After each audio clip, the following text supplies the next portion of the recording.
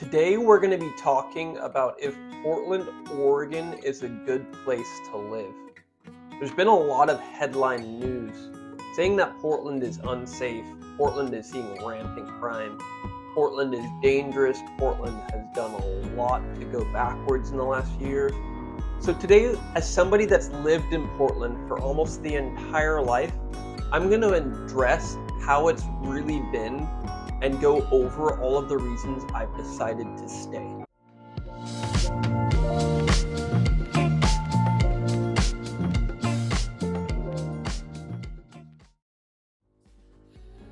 So that is my beautiful family that I've raised here in the Portland, Oregon area. I'm happily married. I've got 5 kids. My last name is Jackson, so we go by the Jackson 5.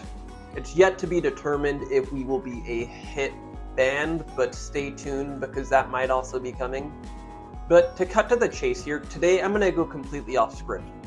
I'm not going to go over a list of 10 reasons you should come to Portland, 10 reasons you should avoid.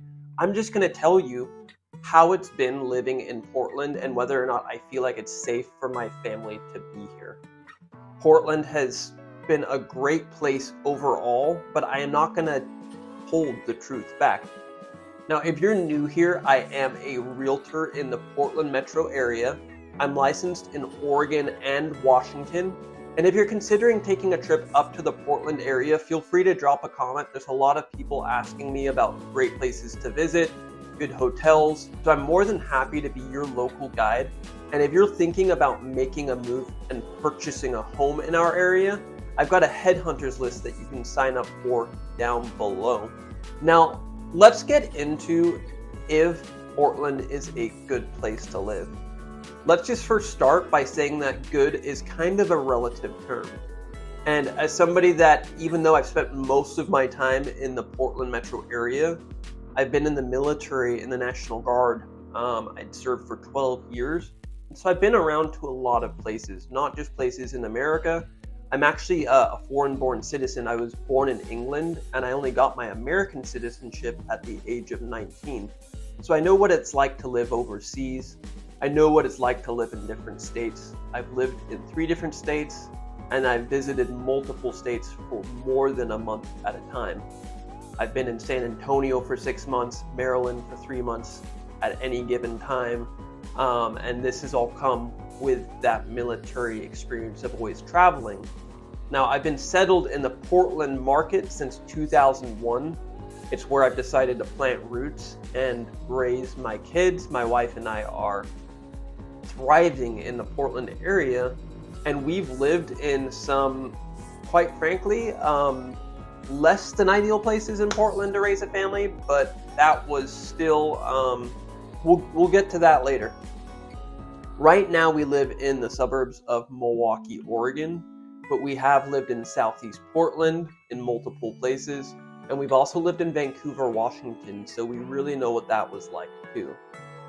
To cut to the chase, Portland is a fairly safe city overall. We do have very high property crime, but as far as violent crime or experiencing the day-to-day safety, it definitely pales in comparison to some other countries I've been to. My brother lives in Zambia, where carjackings and gun theft or armed robbery is very, not like extremely common, but I was there visiting a couple of years ago, and I was fishing as I heard the neighbors let off some rounds, and there was 5 armed robbers that had showed up ready to commit an armed robbery, and that's fairly common in a third world country. So when people say that Portland's a third world country, they're definitely exaggerating. Now, I do think that 2021 specifically was a year where it was veering towards a cliff, but when you hear about most people saying Portland's a hellhole, they're probably speaking from their experience of 2021 and comparing it to going to a place like Leavenworth, Washington, or like a tourist town where you don't have a lot of crime because it's just a very isolated and insulated community. Portland has gone from a big town to a small city. That's just the blunt truth. We are going to have big city crime. We're going to have big city safety concerns because we're a big city like any other city. Our violent crime pales in comparison to places like Detroit, which have a similar population. Our property theft is quite high. There has been a little bit of a lack of control over how we regulate that stuff. But recently we overturned the law that said that an ounce of meth was decriminalized. So local politicians, and you can feel the true pulse of the people, is that local politicians and local citizens have really had an outcry and said, hey, this is enough. I know we tried to decriminalize an ounce of meth, but it's really not working and there wasn't enough accountability. We need to rethink this. And so that's just what happened. It got reversed. You see a lot more Portland police prowling the streets now. Now, I'm not going to get political regardless of your opinion of what the police do or don't do. There was a huge outcry that we're paying all these taxes for the Portland police and we don't ever see them. I can just say that from general subjective experience, but also statistics will show you that Portland has hired on more officers and they're being a lot more active in the community to make sure that stuff like property crime is being taken care of.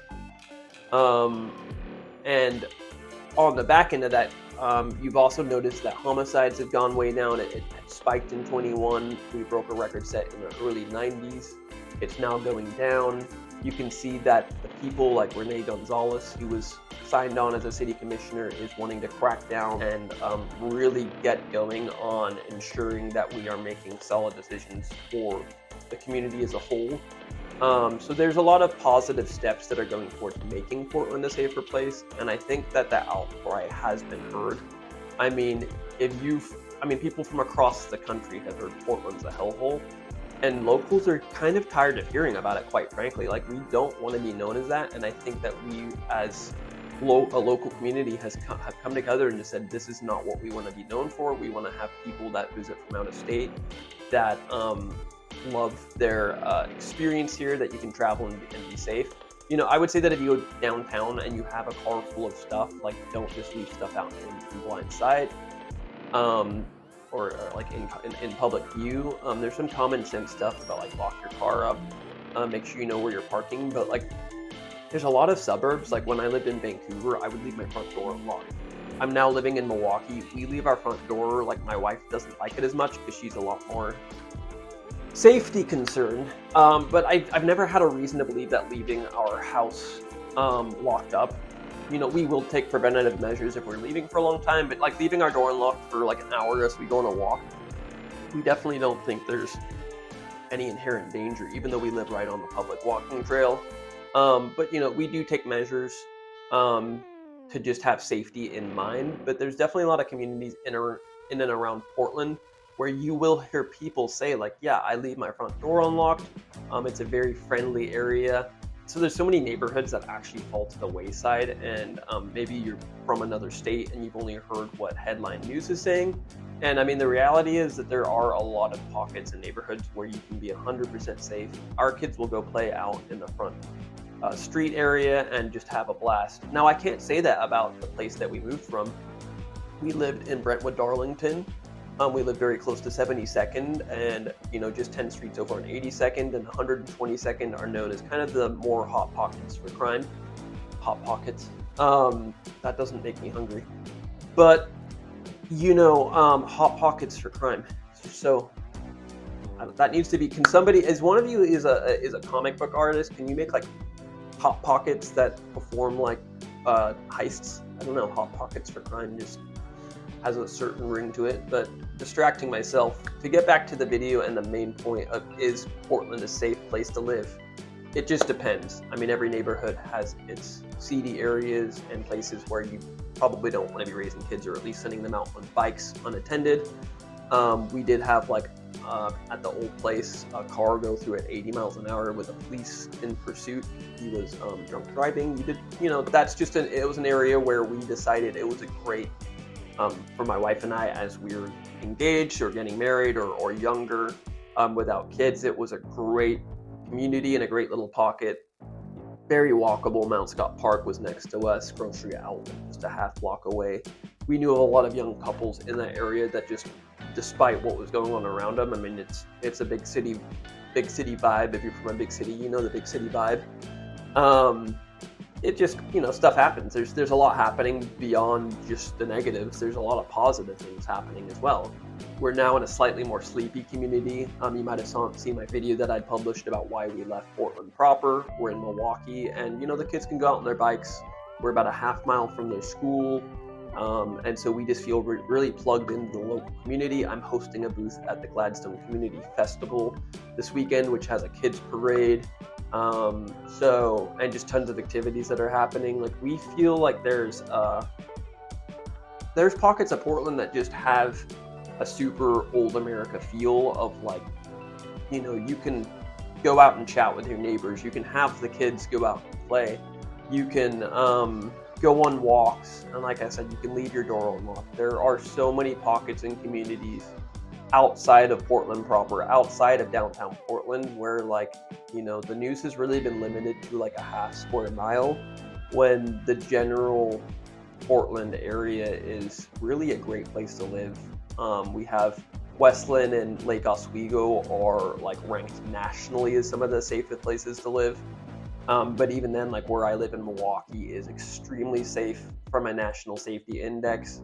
If you look at it from like safety outside of like natural disasters or wildlife or kind of other threats outside of property crime and human created crimes or human related crime statistics, just the safety from that perspective is like, yeah, Mount St. Helens is an active volcano, but when that blew, everybody that lived in Portland was fairly safe. You do have like the big earthquake, I think Cascadia, and the Cascadia subduction fault is kind of the one national emergency threat that I would say is maybe hanging over our heads. But wildlife, we have hardly any, like maybe rattlesnakes in the gorge. People always say that there's black widows and brown recluses up here. I've talked to pest control pros that have said a brown recluse has never been verified in our area. Black widows are extremely rare. Like I said, rattlesnakes are very few and far in between. Fun fact, there are scorpions in, if you go to Angel's Rest in the gorge, you can look this up, type scorpions Angel Rest on Google, and there is a very docile scorpion that lives in the Cascade Mountain Range and goes all the way down south into California. Kind of cool, and I've actually seen some before.